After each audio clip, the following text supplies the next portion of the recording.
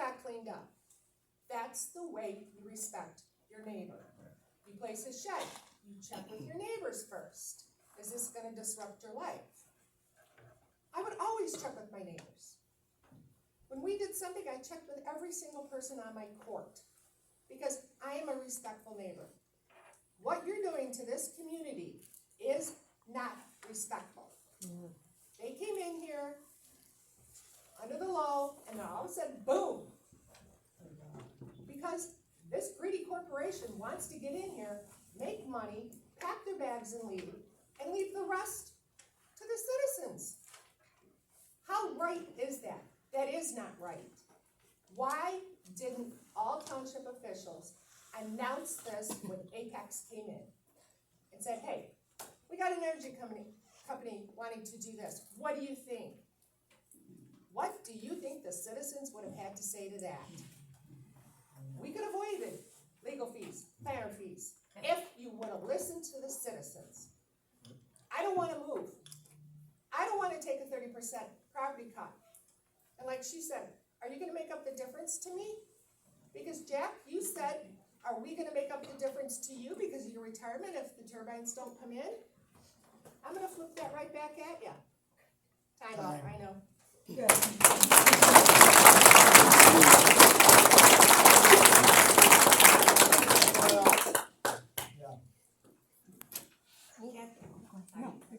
Kathy Craig, Douglas Township. I'm asking you to please protect Douglas. Please lower the height limit back to the citizens ordinance and your attorney's recommendation of 150 feet. This will limit the damage to the bird and bat populations and mitigate water table issues. If you unfortunately decide on higher height limits, please increase the setbacks from the river to 1.5 miles and non-participating properties to 5 times the tip height. This will encourage a safe zone for debris and ice throw and limit damage to the river, as well as decrease exposure to mechanical noises that are like nails on a chalkboard to many people. Please decrease the sound limits to 35 decibels Lmax day and night so that people can still hear the sounds of nature while enjoying their property. Birds sing at 25 decibels during the day and tree frogs and crickets reach 35 decibels. Please do not allow shadow flicker on roads or non-participating properties. This will lessen the burden. Please protect the investment of the people of Douglas. Recent U.S. studies show property value decreases of up to 25 and 35% in some areas. The U.S. Census Bureau reports a drop of $4,000 in Gratiot County with all the wind turbines between 2020 and 2022 in a very hot market. Please protect the pocketbooks of the people of Douglas.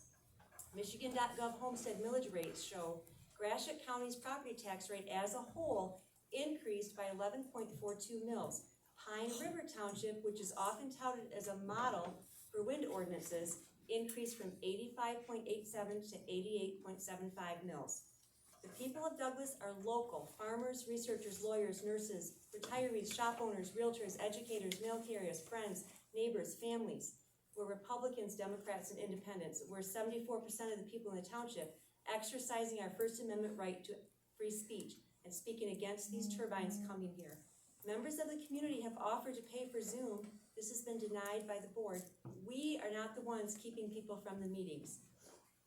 We are being vilified by wind industry reps. In the daily news, on social media, and during public comments at meetings, we have been called thugs, fearmongers, miscreants, terrorists, liars, morons, clowns, backwoods, disruptors, pigs, mercenaries, cult members, lynch mobs, bullies, propagandists, Nazis, and most offensive of all, on 3 separate occasions, compared to Adolf Hitler. We are accused of being outsiders and wanting to control and steal our neighbors' property rights. The outsiders from Minnesota and Virginia are the ones who seek to limit and devalue our property rights and steal the skyline with the proposed wind project. They are financially motivated to speak in favor of the turbines and try to discredit people who oppose them. Please listen to the people of the township and write a protective, restrictive ordinance for us, the people that live here, not the outsiders from the wind companies. Thank you.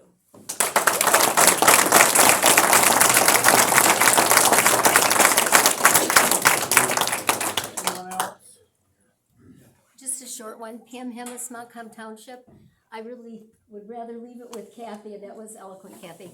But you are going to still be working on the ordinance today. So Neosho County, Kansas, Apex Project, only a month or two ago, they changed their setbacks from 4 times tip height to 6 times because they have had so many complaints of noise and shadow flicker. So they're reworking their ordinance and making it more hospitable. It doesn't help the people who already have the turbines near them, but it will help any that are still coming.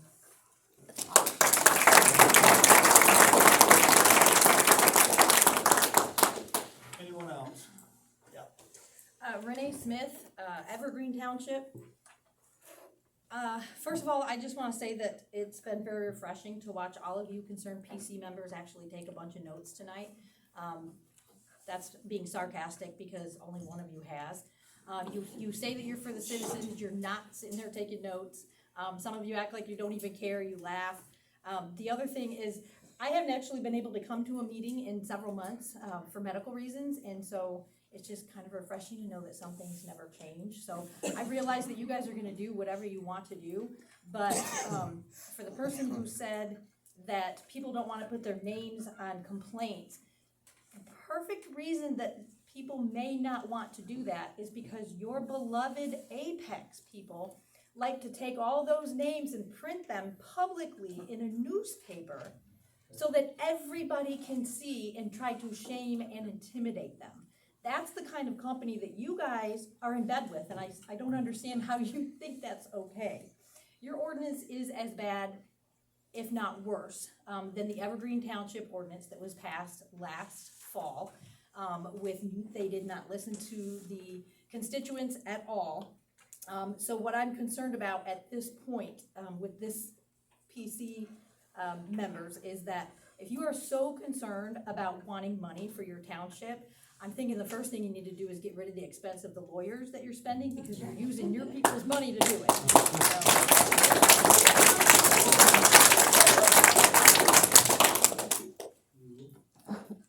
Anyone else? Yeah. Go ahead, Cindy. Cindy Chick, Douglas Township. First, I'd like to say that you be sure you add the 2 lakes that are listed on our wetland map. I would also ask that you consider that in an interview with Albert at the Township Get to Know Apex meeting, he stated that if turbines are lined up east-west, there needs to be about a half a mile between them because they alter the wind in such a way that they would not be able to produce wind as well. So if 2 turbines cannot be within a half mile of each other, why? Why any closer to anything else? If they disrupt the wind enough that the next one can't function well. Sound experience, I wondered when you all finally had someone come in and demonstrate the different levels of sound. Can any of you on your own determine what 55 decibels is, what 60 is, the difference, the 5 decibel difference being double the sound? I'd like to see your research and documents, your findings that will become a permanent record stored here with the ordinance that supports every detail you have decided. Research. Not Apex's research, because I have that, but your research, where you prove to yourself. The 2017 ordinance, Ron Reddick told us was junk. We all decided was junk when I was on the PC last year. Because of 13 main concerns in an ordinance, it only had 6 of them that were weak. The other 7 they didn't even address. Albert told me directly at that same meeting that there will be a substation coming into this county and possibly a switch yard. That means eminent domain for that to be placed. Albert also told us that originally there would be 200 to 300 and that the number 75 was only phase 1. And that once you have signed that lease and there are more to follow, you cannot say no. trusting the experience of Apex people who I polled that day. Albert had the most experience with that company of 5 years. Everyone else was 3 years or less down to 1 day.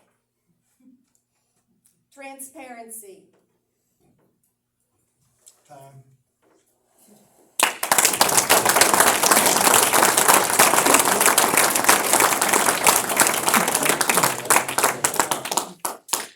Anyone else? Yeah. Kevin Murphy, Winfield Township. This young lady, I don't know, made a mention of property values, and have you discussed stuff with your attorney? Have absolutely no faith in your attorney. A meeting a few times back, when somebody wanted to have a 150-foot height limit, he said, well, it's too restrictive. His township, Mr. Reddick, you have 150 feet where you live. Why is it different on the lake shore than it is here? And not because of migratory birds. We have more birds here. We have more swamps, more lakes, more water. Lake Michigan's beautiful, but how many times you go there and see as many birds there? You don't. Once they're up, our township is gone. I go out every morning and do chores, and I tell you what, I love to hear turkeys. Sounds stupid, they roost right on the edge of our woods. It's beautiful. I mean, I enjoy the daylights out of it, and I don't want to miss that. So please think about what you're doing. Don't put your faith into what they say. The attorneys are not doing anything other than filling their wallet. Jenny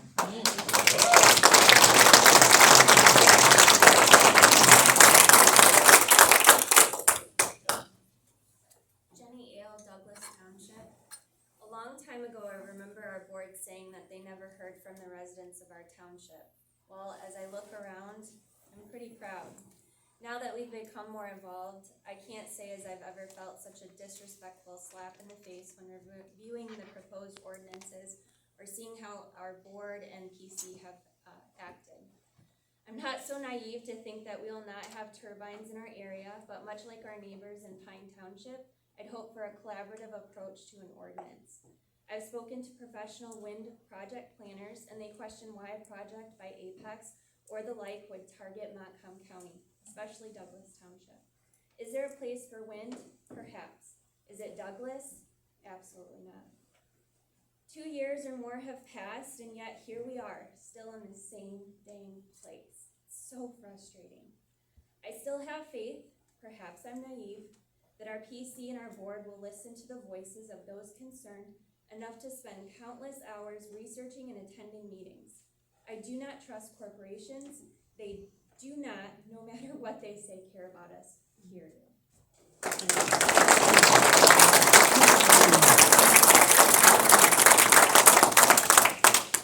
Anyone else? Here, Kathy Pearson, this is my first meeting, and I'm floored. It feels like, you guys want money, we want our township, we want our neighbors, we want our property, we want our birds, we want everything, and you guys want the money and don't care what we want or our property, our township. That's how I feel.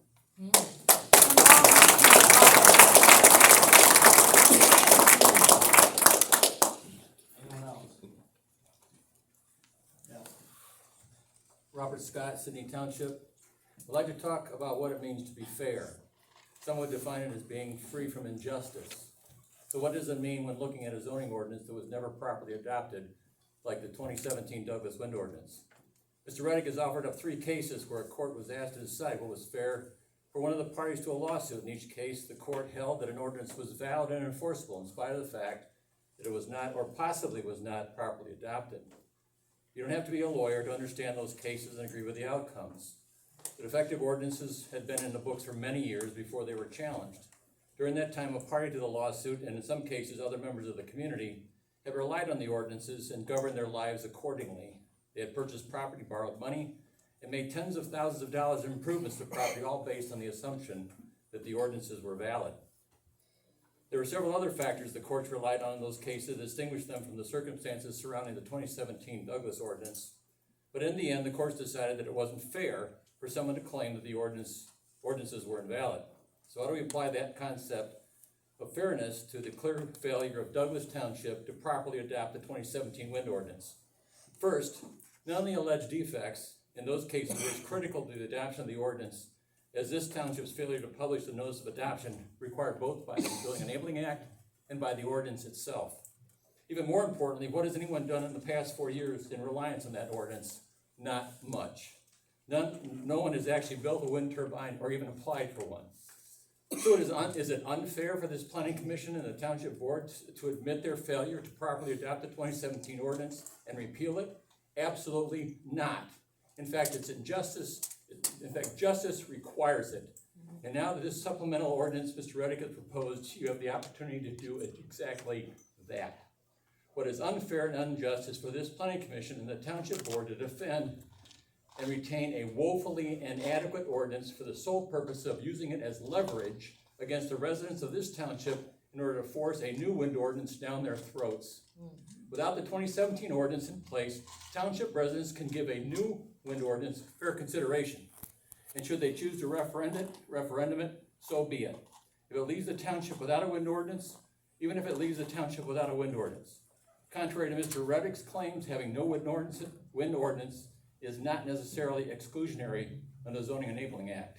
But even if he's right, having no wind ordinance will only continue until this township chooses to get it right and adopt a wind ordinance that is acceptable to your residents. The fact that you're even considering affirming the 2017 ordinance rather than repealing it demonstrates this body's continued disrespect for the vast majority of the people you have pledged to represent. And what is the fairness and justice in that? One last point. Some have claimed that there's a silent majority out there that supports wind.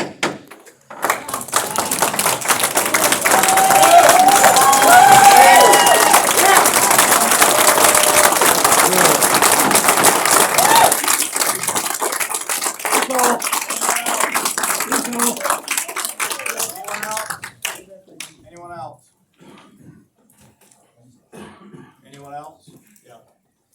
Dave Bean, live in Pine Township. I've got interest here in Douglas. I'm actually closer to this township hall than I am Pine. And to be honest with you, I've lived here for 40 years. Watched this place evolve, a lot of new faces that are moved into the area. And this is a nice welcome community. You, Mr. Jepson, been living here pretty much all your life. I'm kind of discouraged that you're actually running this town, the planning commission, and you actually spend more darn time watching your clock than listen to these people out here. Your place up there is a pristine place. There's a lot of people in here that would take it in a heartbeat. You ought to be pretty proud of it, not want to ruin it for the next generation. You've been supplied with a nice area for your entire life, but yet you're willing to give that up and let the next generation deal with your mud. That's very discouraging. I myself, I own a business in Montgomery County. Plus I have to actually work in town. So I don't take an excuse that I gotta live off everybody else to make my best. So I'm kind of appalled on how this township here has even conducted himself as far as the planning commission and the board. You guys ought to go to your neighbors and at least pay attention to what's going on over there. Yes, it's an up and down road. Do you satisfy everybody? No. But I do gotta say one thing for Pine Township. They at least listen to the safety of their people. Like I said, I'm closer to this township board, this hall than I am Pine. And when it comes that I have to get a lower price for my property because of what you folks do, yep, better trust this. I will come get the extra money. I don't care what I have to do to get it, but it will come. And as far as all this other stuff, man, I'm really appalled. I really can't wait to see the people in this township actually replace every one of you. Because I'm very disappointed.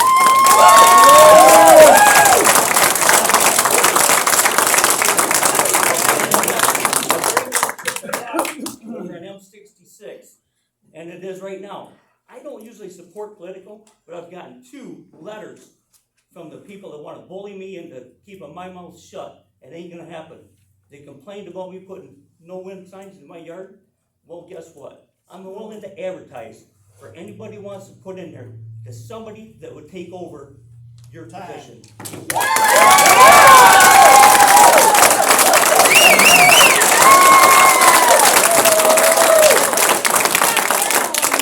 Anyone else? Anyone else? Leslie Rydell, Pine Township. First of all, I wanna thank you for what work you have put in on the ordinance. And, we're your neighbor. And in Pine Township, they worked with their citizens, they put out a survey. They asked the people what they wanted in their community. And they pushed the numbers, and they developed an ordinance that was a compromise. It wasn't one way. Fact is, Albert and I get along quite well, and during the meeting, when he was squirming in his chair because things were going down not the way he thought, I nudged him, and I said, Albert, this is a compromise.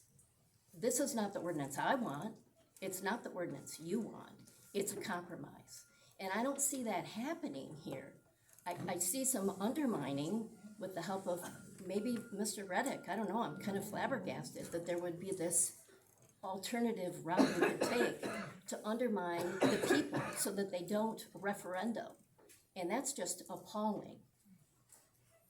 I'll take it down a notch, because this has really been exasperating for a lot of people. In Pine Township, we took out the words within the township so that a non-participating parcel in our township, and we would hope you would reciprocate the same, so that if you put a turbine in that would be violative of what the Pine Township ordinance says as far as non-participating parcels, I'm just asking you, please, take that into consideration. Maybe Mr. Reddick can help you interpret that.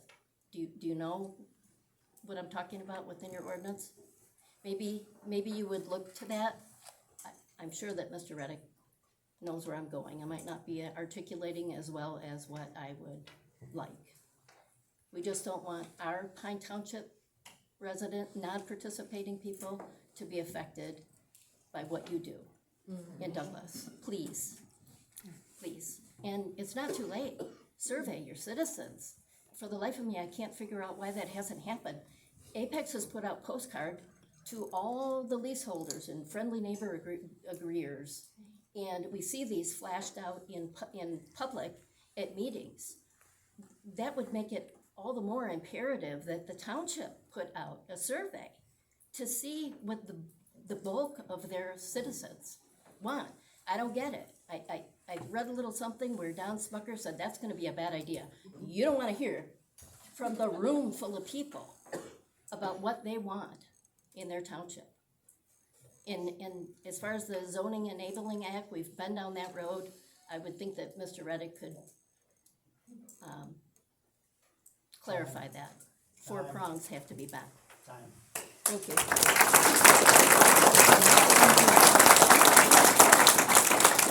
Anyone else? No. Kim Bell, Douglas Township. I've lived in Douglas Township for almost 30 years now. I grew up outside of Grand Rapids, actually not far from our attorney. And I love it here. And in fact, the last 3 days, I've seen bald eagles out my window. And I don't want that to go away. But that's kind of beside my point. When I moved here, I started teaching in Montcalm County. And I'm now retired, but I spent 36 years teaching in this county. And I recently read in the Daily News, in the Greenville Daily News, that Montcalm Intermediate School District is, the superintendent was quoted as saying that there is a critical shortage of teachers in this county. And my first thought was, what's gonna happen when we get wind turbines? If we can't attract them now, what's gonna happen when we get wind turbines and our property values go down? and I am not talking about just educators, but professionals in general. No one is gonna wanna come here with property values going down. So our schools will suffer, our hospitals will suffer, we'll have a harder time, hiring, police officers and other professionals, attorneys. And our attorney is a great testament to that, because he lives in a place where they have a very restrictive ordinance, but he doesn't wanna work up here, he just wants to come up here and take our money. Thank you.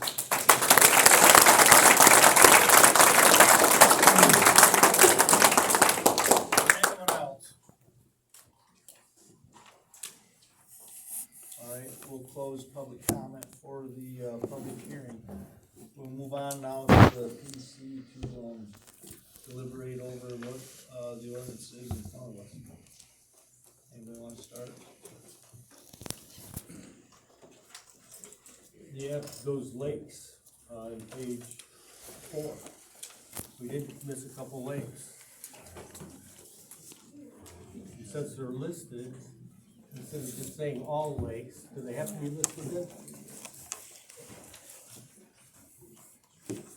Ron, You're not so much asking a legal question, you're asking a land use question. So, the question is, what bodies of water do you want that to apply to? The intent was all lakes. Yeah, just lakes, I think is a little problematic, and there's one person's lake is another person's pond to talk, to clarify what you're talking about. So I think, mentioning them individually would be the better course, but, which ones you wanna add is fully within your discretion. It's not But on our plot map, it says a lake right next to it. It says Lake Christina and Hemingway Lake. It's not, it doesn't say pond next to it. Yeah, what I'm saying is you just put in the word lake. And that would cover all the lakes, Well, right? no, No? it could cover something that is ambiguous about whether it's a lake or something smaller. Well, let's list all the lakes then. I'm not sure what you're combative about. I'm not, I'm just saying. What I'm saying is name the ones you want and put them in there is the easiest way to. what name the lakes that you want? So we need to add 2 more lakes. Well, I wrote down that What are they? we're lacking Lake Christina in Hemingway. The public access in Hemingway is in Douglas Township, in that whole corner of the lake. And I think there's another one called Mud Lake, but I don't even know where that's at. But I don't know if that's actually a lake or, I don't know how you determine a lake. Lake Christina is a lake, right up there, you know where that's at. That's a lake. Hemingway's obviously a lake.